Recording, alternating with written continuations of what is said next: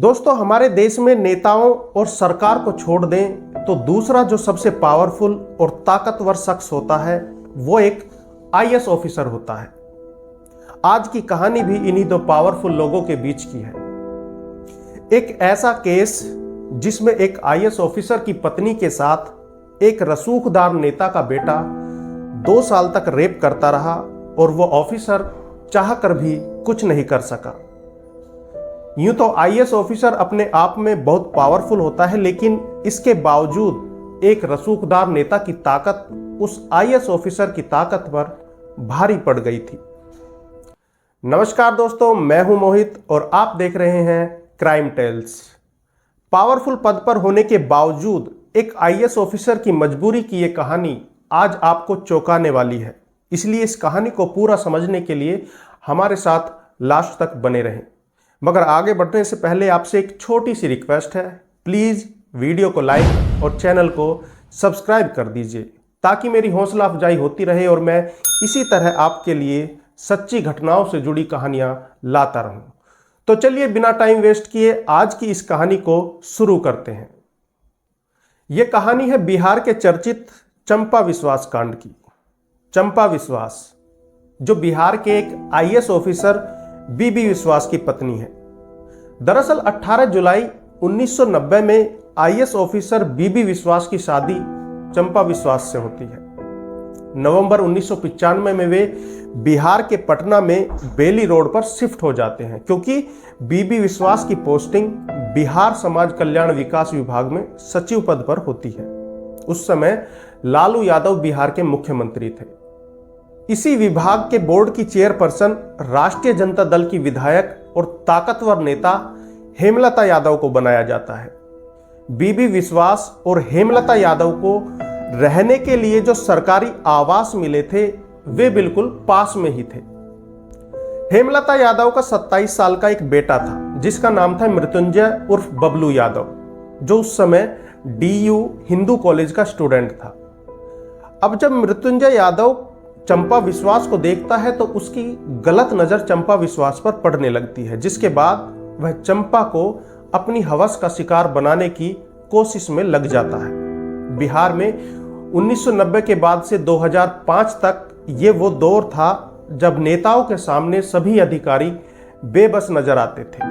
कानून व्यवस्था सिर्फ नाम के लिए थी। चंपा विश्वास कांड भी उसी व्यवस्था का क्रूर और घिनौना सबूत है। दरअसल इस कहानी की शुरुआत 7 सितंबर 1995 में शुरू होती है, जब एक दिन हेमलता यादव अपने घर में मौजूद थी और अचानक वह आईएएस ऑफिसर बीबी विश्वास की पत्नी चंपा के पास फोन करती हैं और कहती हैं कि हमारे नौकर की तबीयत खराब है तो तुम्हारी हेल्प की जरूरत है, घर पर आ जाओ। अब जैसे ही चंपा हेमलता के घर पहुंचती है तो हेमलता उसे एक कमरे में ले जाती है और बाहर से दरवाजा बंद कर देती है। कमरे के अंदर हेमलता का बेटा मृत्युंजय यादव मौजूद होता है। दरवाजा बंद होते ही वह चंपा से जबरदस्ती करने लगता है और उसके साथ रेप करता है और उसकी वीडियो बना लेता है। यह सब उस समय होता है जब हेमलता यादव घर में मौजूद थी। रेप के बाद चंपा रोते हुए कमरे से बाहर निकलती है तो हेमलता यादव चंपा को धमकी देती है कि इस घटना की जानकारी किसी को मत देना, और अगर तुमने इस घटना के बारे में अपने पति या किसी को भी बताया तो तुम्हारे पूरे परिवार को खत्म कर दिया जाएगा और तुम्हारी ये वीडियो सोशल मीडिया पर वायरल कर दी जाएगी। ये सुनकर चंपा काफी डर जाती है और रोती हुई अपने घर आ जाती है। बिहार में पहले भी हत्या और रेप जैसी कई घटनाएं हो चुकी थी, इसीलिए डर की वजह से वह किसी को भी इस बारे में कुछ नहीं बताती। चंपा के इसी डर ने मृत्युंजय को बेखौफ कर दिया था। उसका हौसला अब और ज्यादा बढ़ गया था। इसके बाद तो उसका जब भी मन करता वह चंपा को अपनी हवस का शिकार बनाता। अब मृत्युंजय न केवल चंपा को ही अपनी हवस का शिकार बनाता था, बल्कि उनकी भतीजी को भी अपनी हवस का शिकार बनाता था। यहां तक कि उसके घर जाकर उसकी मां पर भी हाथ डालता। अलग अलग समय में चंपा की 2 नौकरानियों से भी रेप करता है। हेमलता यादव और उसके बेटे का खौफ इतना था कि पूरे परिवार के खात्मे के डर से सब लोग चुप रहते हैं। सभी उसके इस अत्याचार को चुपचाप सहते रहते हैं और किसी को इस बारे में कुछ नहीं बताते। साल 1995 से 1997 तक लगातार 2 साल तक चंपा विश्वास मृत्युंजय की हवस का शिकार होती रहती है, जिसके चलते एक बार तो चंपा प्रेग्नेंट भी हो जाती है और उसे गर्भपात कराना पड़ता है। हेमलता और मृत्युंजय का खौफ इतना था कि अवैध संतान न हो जाए, इससे बचने के लिए चंपा अपनी नसबंदी तक करवा लेती है। आईएएस बीबी विश्वास की पत्नी चंपा मां, भतीजी और घर की 2-2 मेड के साथ मृत्युंजय लगातार रेप करता रहा। बीबी विश्वास को इस बात का पता 2 साल बाद चलता है, जिसके बाद बीबी विश्वास पुलिस में इसकी शिकायत करते हैं, लेकिन कुछ दिन तक बस फॉर्मेलिटी पूरी करने के बाद उनकी फाइल दबा दी जाती है। अंत में बीबी विश्वास वरिष्ठ पुलिस अधिकारियों से इस बात की चर्चा करते हैं, लेकिन पुलिस अधिकारी सहायता करने के बजाय उन्हें चुप रहने और सब कुछ सहते रहने की सलाह देते हैं। जब उन्हें पुलिस से कोई सहायता नहीं मिली तो एक दिन चंपा विश्वास और उनके पति बीबी विश्वास बिहार के तत्कालीन राज्यपाल सुंदर सिंह भंडारी के पास पहुंचते हैं और उनसे मदद की गुहार लगाते हैं।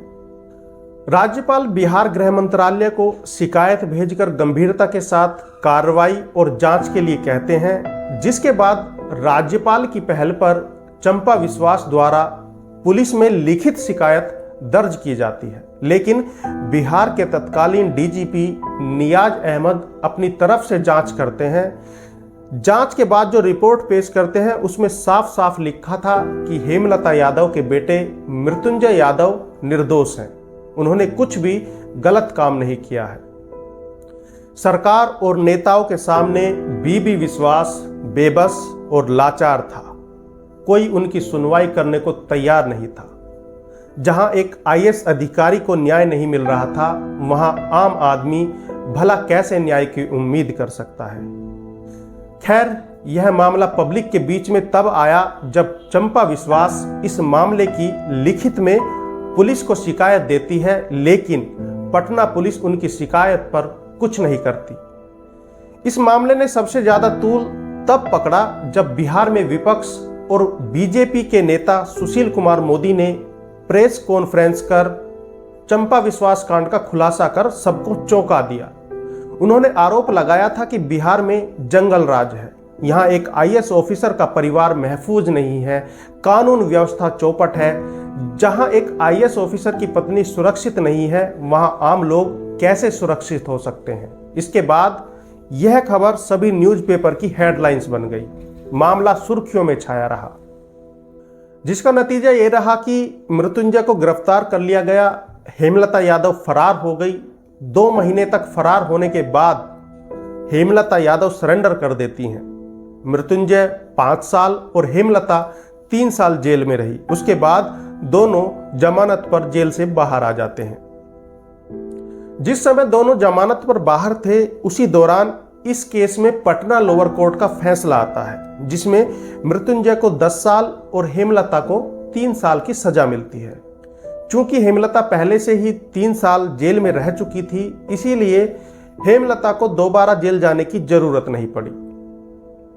लोअर कोर्ट के ऑर्डर के बाद मृत्युंजय यादव पटना हाई कोर्ट में अपनी सजा के खिलाफ अपील करता है, जिसमें Patna high court lower court के फैसले को पलट देती है और उसे बरी कर देती है। हाई कोर्ट के जज ने मृत्युंजय को बरी करने के पीछे जो दलील दी, उसमें उन्होंने कहा कि 2 साल तक रेप होता रहा, लेकिन आईएएस की पत्नी होते हुए भी चंपा चुप क्यों रही, उन्होंने तब ये बात क्यों छुपाई, गर्भपात क्यों करवाया, नसबंदी क्यों करवाई।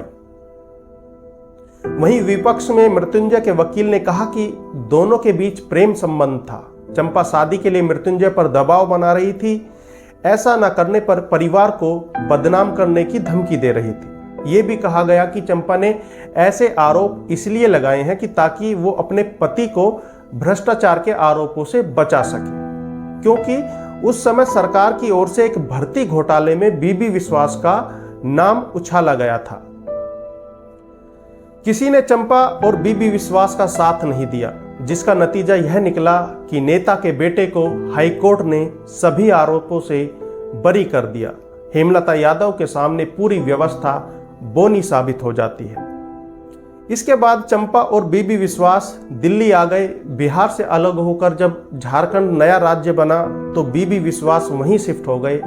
लेकिन इस घटना ने दिमागी तौर पर बीबी विश्वास पर बुरा असर डाला था, जिसका नतीजा ये हुआ कि बीबी विश्वास बीमार रहने लगे और बाद में उनका निधन हो गया। और अब चंपा विश्वास कोलकाता में एक गुमनाम जिंदगी जी रही है। बिहार के इस पूरे सिस्टम से आपका विश्वास उठता नजर आएगा कि कैसे एक रसूखदार नेता के सामने एक आईएएस ऑफिसर भी हार गया था।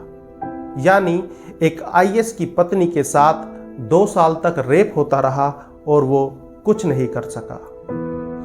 तो आज के लिए बस इतना ही। आपको आज की ये कहानी कैसी लगी और आप लोग कहां से हमारी वीडियो को देख रहे हैं, प्लीज कमेंट करके जरूर बताइए। तो मिलते हैं फिर से एक और नई सच्ची कहानी के साथ। तब तक अपना ख्याल रखिए, स्वस्थ रहिए, खुश रहिए। नमस्कार, जय हिंद।